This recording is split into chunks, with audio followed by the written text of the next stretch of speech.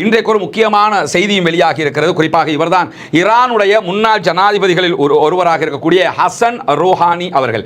Hasan Rouhani அவர்களும் அதே போன்று அவரை சேர்ந்த இன்னும் சில பேரையும் ஈரான் கைது செய்திருக்கிறது என்கிற ஒரு செய்தியை பிரான்சினுடைய ஊடகங்கள் வெளியிட்டிருக்கிறது. ஈரான் அந்த செய்திகளை மறுத்திருந்தாலும் அது தொடர்பான நிறைய செய்திகள் இன்றைக்கு வெளியாகி இருக்கிறது. குறிப்பாக இப்போது இருக்கக்கூடிய ஈரானுடைய உச்சகட்ட ஆன்மீக தலைவராக இருக்கிற ஷியா மத போதகர் ஆயத்துல்லா அலி ஹாமனியை பதவி விட்டு அந்த இடத்திற்கு ஹசன் ரூஹானியை கொண்டு வருவதற்கான திட்டம் தீட்டப்பட்டதாகவும் இதற்கு அமெரிக்காவும் இஸ்ரேலும் சேர்ந்து உதவியதாகவும் கூறித்தான் இவர் கைது செய்யப்பட்டிருப்பதான செய்திகளை பிரான்சினுடைய ஊடகம் வெளியிட்டிருந்தாலும் இது அமெரிக்கா இஸ்ரேலுடைய திட்டமிட்ட கற்பனை கதையை தவிர அப்படி இவர்கள் கைது செய்யப்படவில்லை என்கிற செய்திகள் வெளியாகி இருக்கு. அதுக்கு என்ன காரணம் சொல்லப்படுதுன்னு கேட்டால் இவர் ஒரு மிதவாத ஜனாதிபதியாக செயல்பட்டவர், ரொம்ப இறுக்கமாக இல்லாம ஈரான்ல கொஞ்சம் சைலண்டா போனவர் தான்.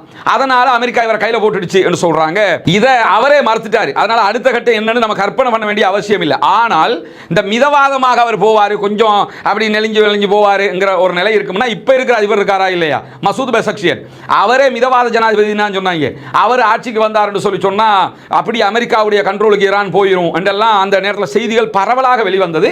ஆனால் அவர் ஆட்சிக்கு வந்ததுக்கு அப்புறம் பார்த்தா அந்த ஸ்ட்ரக்சர் அவர் எப்படி இருந்தாலும் அடுத்த கட்டம் கொண்டு போறதுக்கு விடாது. இப்படியான சூழல் தான் ஆயத்துல்லா அலி ஹாமனியுடைய சீட்டை பிடிக்கிறதுக்கே இந்த ஆள் தடுமாறுறாரு என்கிற செய்திகள் வெளியாகி இருந்தது. குறிப்பாக ஹசன் ரூஹானி இவர், அதே மாதிரி அங்க இருக்கக்கூடிய செல்வாக்கு மிக்க இன்னும் சில ஷியா மத போதகர்கள், ரொம்ப பாப்புலாரிட்டியாக மக்களுடைய செல்வாக்கோடு இருப்பாங்கல்ல அவங்க, அதே மாதிரி ஐஆர்ஜிசியினுடைய சில தளபதிகள் என்று சொல்லி இவங்க எல்லாருமே சேர்ந்துதான் இப்படியான ஒரு வேலையை பார்த்தாங்க என்று முன்னாள் வெளியுறவு அமைச்சராக செயல்பட்ட முகமது ஜவாத் ஷெரீப் போன்றவர்களும் இதற்கு உடந்தையாக இருந்தார்கள்.